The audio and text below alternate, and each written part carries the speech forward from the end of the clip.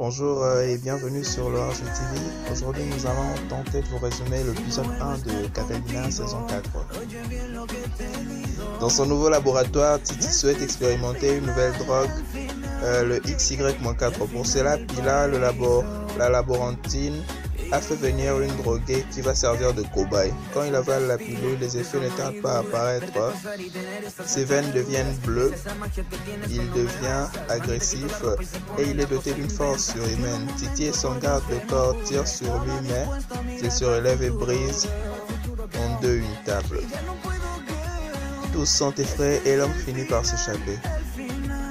Mandieta et la main noire regardent le journal télévisé et se rendent compte que le cobaye a créé un véritable carnage en ville et que les policiers ont du mal à le maîtriser.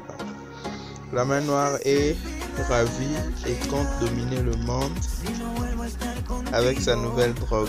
Rocco leur fait remarquer qu'il ne manque plus qu'un distributeur officiel. La main noire pense immédiatement à Jessica Beltran, la diablesse. Catalina la grande et l'agent Valeria regardent une vidéo où la police abat le fou furieux.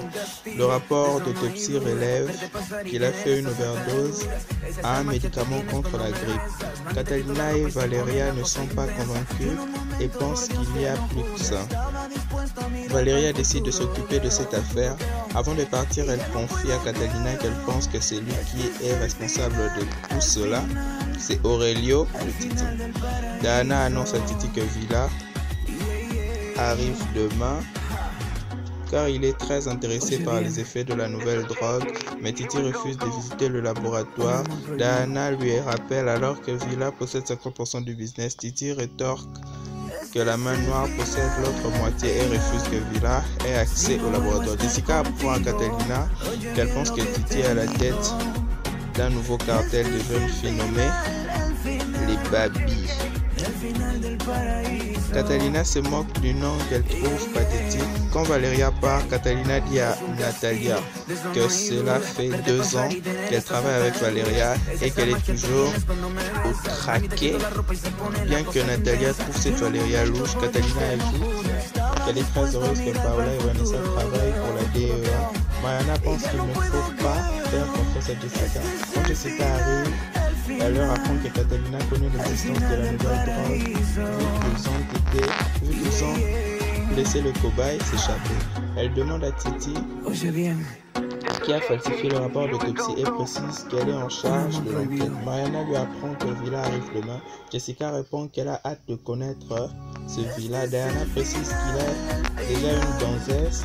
Jessica lui demande depuis quand elle aime les hommes. Diana répond que quand on manque de tout, on ne meurt pas de faim. Jessica lui dit que Villa ne s'intéresse pas que parce qu'il finance le business. Titi annonce à Jessica qu'elle a rendez-vous avec la main noire ce soir.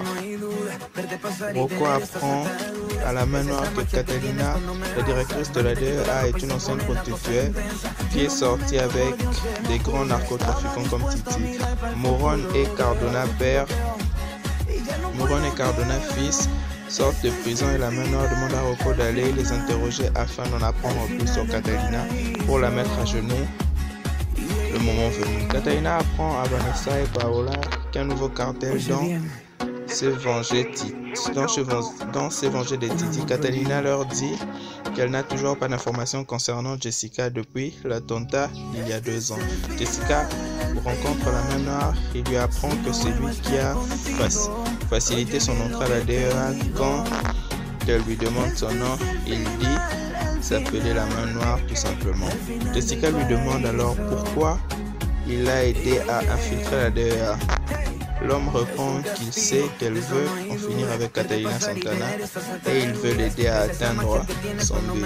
La main noire sait qu'elle souffre en ce moment car son mari est en prison. Jessica rétorque qu'elle ne souffre pas étant donné qu'elle est le grand amour de sa vie. La main noire répond le grand amour de vous deux. Jessica se demande comment il sait ça et lui dit que si Albero tombait sous son charme, elle pourrait se venger de Catalina.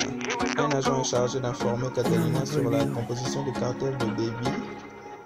Quand elle lui montre la photo de Diana, Catalina n'est pas surprise, mais quand il montre la photo de Mariana, Catalina doute de la source de l'information. Effondrée, elle leur apprend que si l'information est vraie, elle devra arrêter sa propre fille et l'extrader vers les États-Unis.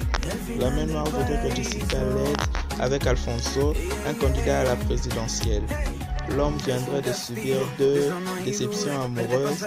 La dernière femme qu'ils ont convoyé le séduire sera tombée amoureuse de lui et ils ont dû l'éliminer.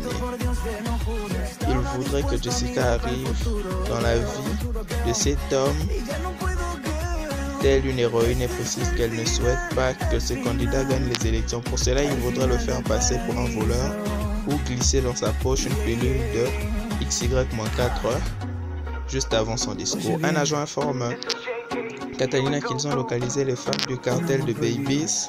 Catalina veut lancer une opération. La main noire apprend à Jessica que Villa possède 50% du business de la drogue de synthèse va mourir demain.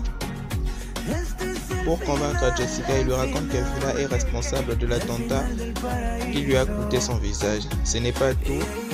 La main noire enchaîne et apprend à Jessica qu'elle avait une restriction médicale qui l'aurait empêché d'entrer à la DEA et ils ont dû intervenir. Jessica fait savoir qu'elle l'a, mais il ne lui dit rien et préfère d'abord qu'elle se charge de Villa. Le lendemain, Villa arrive en Colombie. Titi lui réserve un accueil digne de ce nom.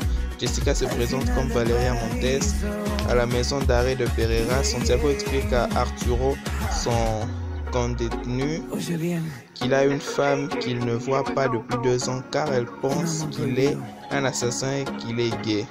Il ajoute qu'il a hâte de sortir pour lui prouver le contraire et pense à s'évader. Arturo lui apprend que ceux qui comptent s'évader ne veulent pas des tapettes qui pourraient les ralentir. Malgré les mises en garde de Diana encouragées par Titi, Villa goûte la nouvelle drogue. Il ne se sent pas bien et ses gardes du corps demandent à Titi ce qu'il a fait, c'est qu'il a leur patron. En échange de tirs survient et 2 gardes du corps sont tués. Villa devient, on ne peut pas l'arrêter. Le lendemain, Villa arrive en Colombie. Titi lui réserve un accueil digne de ce nom. Jessica se présente comme Valeria Montes à la maison d'arrêt de Pereira. Santiago explique à Arturo, son condétenu. Un échange engagé commence à tirer dans tous les sens, comme les cobayes. Merci pour tous. La suite, vous l'aurez demain.